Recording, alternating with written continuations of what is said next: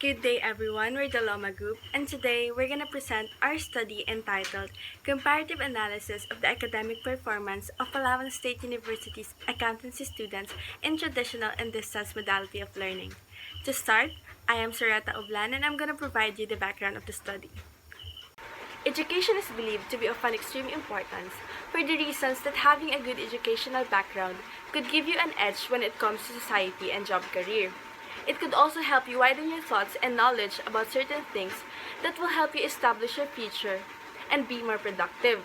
These are the grounds on why the government is trying all its might to provide the access to education even in the midst of the pandemic. Coronavirus has affected many functions of the government, hindering the flow of the government's revenue and causing it to have huge expenses and liabilities in order to support the citizens. According to Borges S. and Saverstein 2020, this health crisis has also impacted the way of providing education, for teaching is moving online on an untested and unprecedented scale, and students' assessments are also moving online with a lot of trial and error and uncertainty for everyone. Lundberg et al. 2008, as cited in Paul and Jefferson 2016, also said that colleges and universities are now touting the efficiencies of web-based education and are rapidly implementing online classes to meet the students' need worldwide. One study reported increases in the number of online courses given by the universities have been quite dramatic over the last couple of years. The student and educators are placed in an online setup wherein they have to understand how it works, the tools that could be used, and the factors that may affect the interactions between them. It is quite different from a traditional classroom setup because there are no face-to-face interactions between the instructors and learners. Not all, but most of the materials to be used, like books, modules, assessment activities, and other stuff are uploaded online. The Chapter 2 of this study provides various literatures that attempted to examine the significant differences between the two modalities of learning. But upon observation, the gap that we have observed is that it was limited to samples with definite characteristics and therefore cannot be used to generalize. And it also seems like only few directly distinguishes the traditional modality of learning with the distance modality of learning when it comes to the mode of instructions, strategies, and interactions between teachers and students, and adding also the fact that the past studies were conducted pre-corona. The overall intention of this research paper is to provide syntheses of the definitions and theories of the traditional modality of learning and distance modality of learning, the tools and strategies to implement them, and how they affect the academic performance of the college students, particularly the accountancy students of Palawan State University. This led us to the following research questions to help coin conclusions for this study and help fill the gap. The first research question is, are there significant differences in the academic performance of the students taking financial accounting and reporting course in distance and traditional modality of learning? The second research question is there a significant difference in the academic performance of accountancy students between traditional and distance modality of learning with respect to gender? For the scope and limitation of this study will only focus on three variables: the traditional mode of learning, the distance mode of learning, and the academic performance of the accountancy students in Palawan State University regarding their core subject, financial accounting and reporting. The participants to be involved are the school year 2020 to 2021 freshmen and second years. The data to be used are primary in nature and it will be extracted on the record of grades of the samples. The research will be conducted starting September 2020 to March 2021. Good day everyone. I am Victoria Ligtas and I am going to present to you our review of related literature. Higher education students face many problems in completing and passing their studies. Those students who study in school without tuition-free programs experience financial incapability of paying for their tuition fees. There is also a lack of resources for their academics and many other problems. This problem was exacerbated by the challenge of adjusting to the new learning mode brought about by the transition about traditional face-to-face classes to online classes.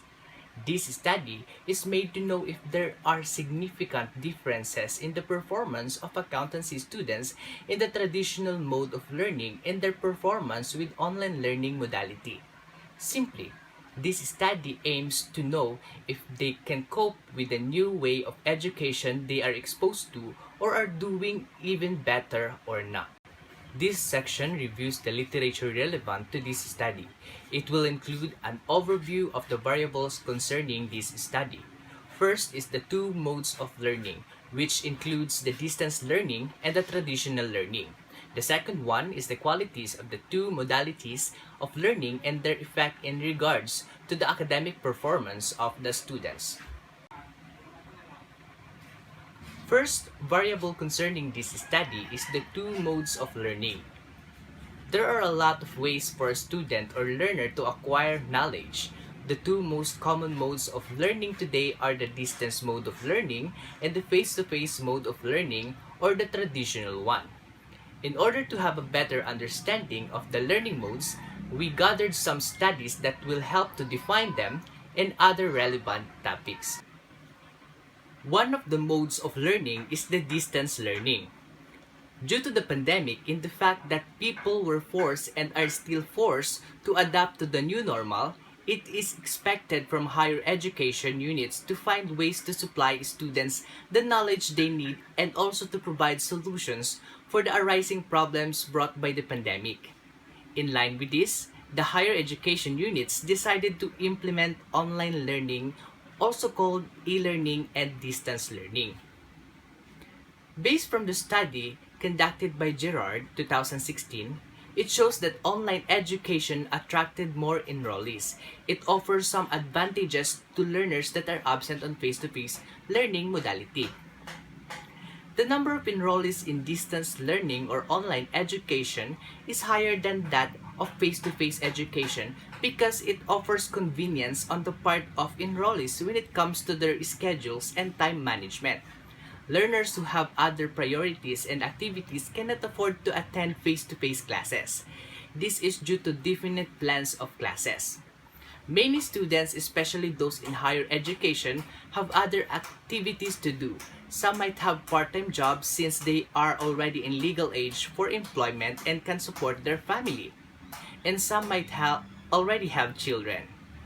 Distance learning offers them the advantage of adjusting their class schedules with other activities, making it flexible learning modality.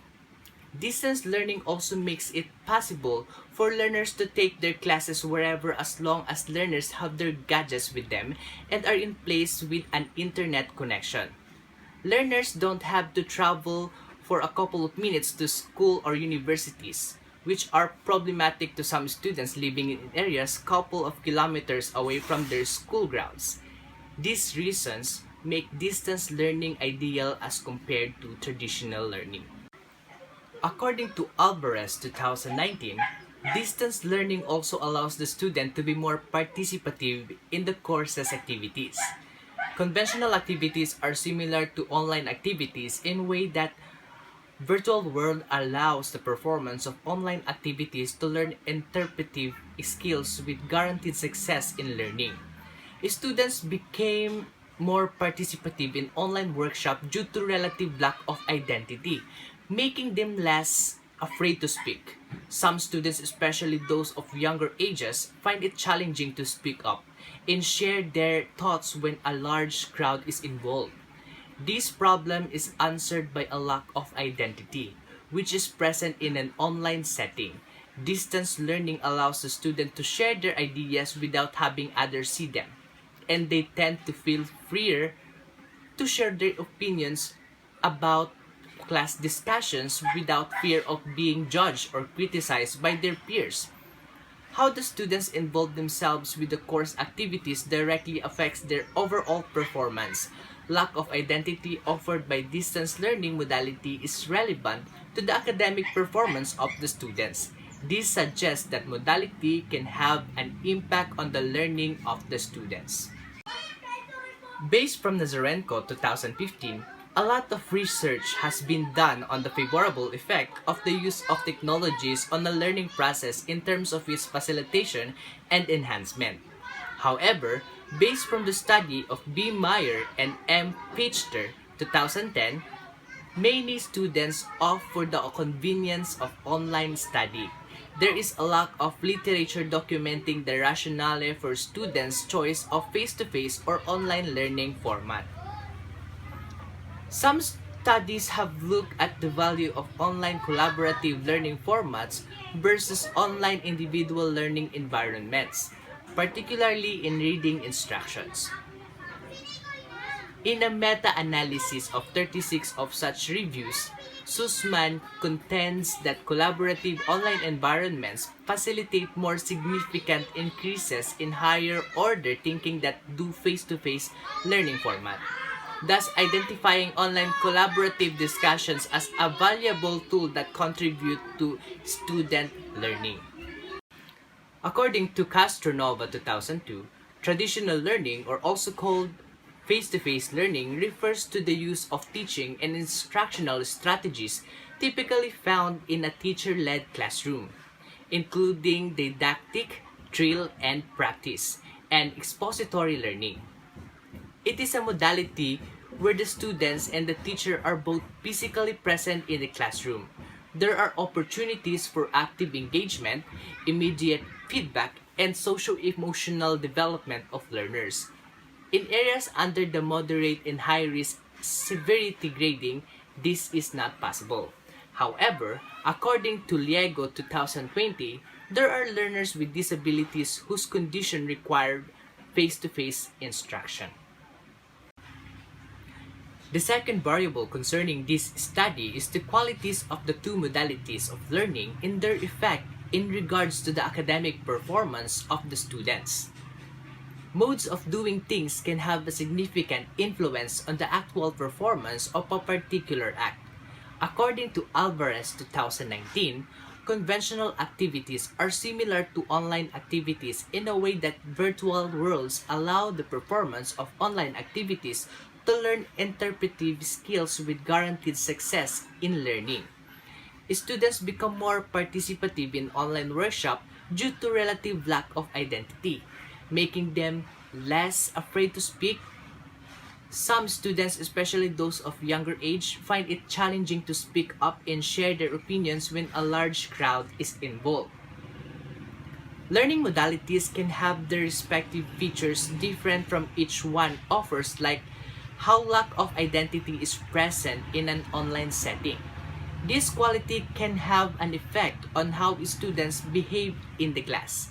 Since they can speak up without having others see them, they tend to feel freer to share their opinions without having to know the crowd that could have criticized their ideas and thoughts about the class discussion. For the reason, online learning modality can be ideal for students with a lower confidence level.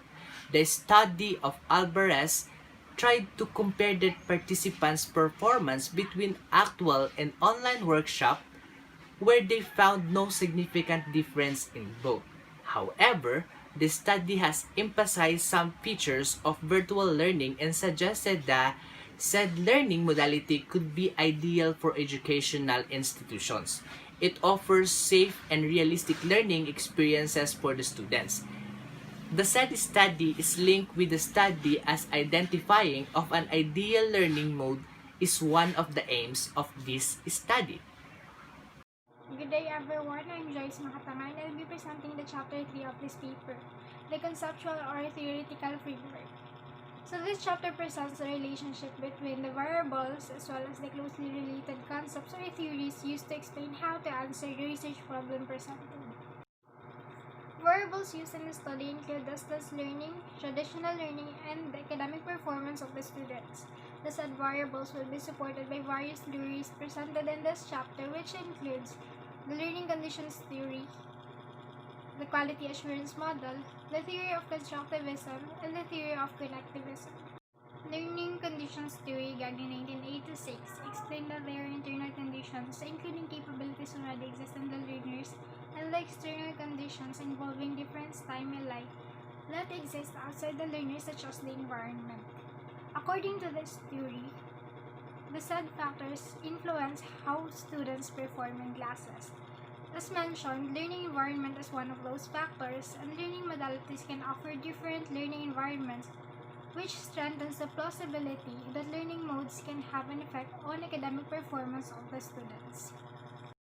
Quality Assurance Model, Amari 1995, stressed that educational attainment requires adequate learning resources as well as a learning process. Geographical location is also mentioned as essential for learners and their facilitators. It also includes interaction. So, the two learning modalities have differences when it comes to form and medium of instruction, student-teacher interaction, and strategies of delivering the lessons. With this reason, the researchers think that it is vital to study the differences between them when it comes to those differences and how they affect the academic performance of the students. Theory of Constructivism Panga-Panga 2011 engages students in active learning process, which is of course mostly present in traditional modality of learning. However, constructivism in e-learning contains similar approach to conventional learning. According to Janali 2018, students in both ways can have the same access in constructing their knowledge through experience and a variety of perspectives and developing their metacognitive skills. Theory of Connectivism Donas 2014. Fundamental design principles in constructivist view of learning includes learning, autonomy, access to course, content, and methods of learning, diversity, and interactivity. It is more of individual participants, network, and flow of information, which is why it suggests that participants should expose themselves to mass communication and cooperative learning for direct emergence of knowledge. With the mentioned theories, the researchers think that it is crucial to focus the study on three variables, namely distance learning, traditional learning, and academic performance of the students. As stated by the theories, academic performance of the students can be influenced by environment in accordance with the theory of learning conditions, adequate learning resources, and geographical location based on the quality assurance model, collaboration and learning process according to the theory of constructivism, and mass communication and cooperative learning based on the theory of connectivism. Conceptual paradigm. Figure 1 presents the conceptual scheme, which is based on the study of Paul and Jefferson 2019. The figure shows the different variables used in the study. Learning modalities such as distance learning and traditional learning serve as the independent variables, while the academic performance of the student serves as the dependent variable. In this study, the researchers aim to find out if these learning modes can affect how students perform academically. Hello everyone, I'm Joselia Ostra. So, as for the brief overview of our research methodology, this chapter is composed of different subtopics. So, we have the research local, research design, selection of target respondents, research instrument to be used, as well as the proposed statistical treatment of data. As for the research local, this study will be conducted in Palawan State University main campus in the city of Puerto Princesa, Palawan. Determining the significant difference between traditional and distance learning may address students as well as the management and staff of Palawan State University about a clearer overview of online or distance learning as well as traditional mode of learning. In order to clearly obtain the aim of the study, the researcher chose to get information in terms of the academic performance among students of Palawan State University. Aside from that, choosing Palawan State University main campus as a research local is a lot more convenience for the researchers to get information they needed for the fact that they were currently enrolled in this university's school campus. In terms of research design, this study will be using comparative analysis under quantitative research in attaining the objectives or aims of the study. Comparative analysis will be used to determine the significant difference between the traditional and online mode of learning based from the student's academic performance. Using comparative analysis as a research design was actually based from the study of Paul and Jefferson 2016 entitled A Comparative Analysis of Students' Performance in an Online versus Face-to-Face Environmental Science Course from 2009 to 2016. In this cited study, the final course grade of the participants serves as the primary comparative factor in assessing performance differences between online and face-to-face instruction. According to Nami Gilies, this precise comparative analysis is a great help for the education sector to know about productivity, as both of the modes have their pros and cons for the student. Aside from that, comparative analysis is constantly one of the most used analyses in comparing variables of a specific study. For the data collection, the researcher chooses to collect the respondents' grades in one of their major subjects, which is the Financial Accounting and Reporting 1, or also called FAR 1, to determine the significant difference between the traditional and distance learning on the academic performance of accountancy student of Palawan State University main campus. As for the selection of the target respondents, the participants to be involved in the study are the school year 2020 to 2021 freshmen, as well as the second year accounting students. The appropriate sample size were obtained with a given 95% confidential level with the corresponding 5% marginal of error from the total population of Bachelor of Science in Accountancy of Palawan State University with a total number of 436 total population. So based from the given sample size, the number of respondents will be consisting of 206 students out of 436 total population. Then for the division of respondents, it would be 103 from freshmen, with an equal number of 103 students from the sophomores who are both finished with the Financial Accounting and Reporting 1 under the supervision of Ma'am Daphne T. Malyari. As for the research instrument to be used, the researchers tend to use online Google Forms and through call surveys to conduct study and for data collection from the randomly chosen respondents. The researchers find this instrument as the most convenient way of collecting data from the students who's under online classes this year. The data to be collected comprises the name and also the year of the students, as well as the proper consent needed by the researchers for the collection of the grades. In addition to that, grades would also be collected only from the subject of Financial Accounting and Reporting 1 in order to determine the difference between the academic performance of the student who have taken Financial Accounting 1 during traditional learning compared to the students who have also taken the same subject this year through an online mode of learning. Grades will be collected from the school registrar with the proper consent, of course, of the students, as well as the staff and management. The researchers assure the confidentiality of the data to be collected. This instrument was in accordance with Paul and Jefferson 2016 as students' performance was operationalized by final course grades in their study. For our last topic in this chapter, the statistical treatment to be used in this study are the following.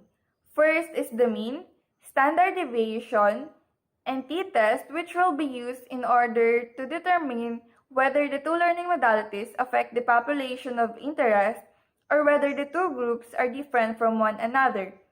Using this treatment, the researchers will be able to know if there is a significant difference between the different variables used in this study. Second is the chi-square analysis, which is particularly useful for this type of comparison.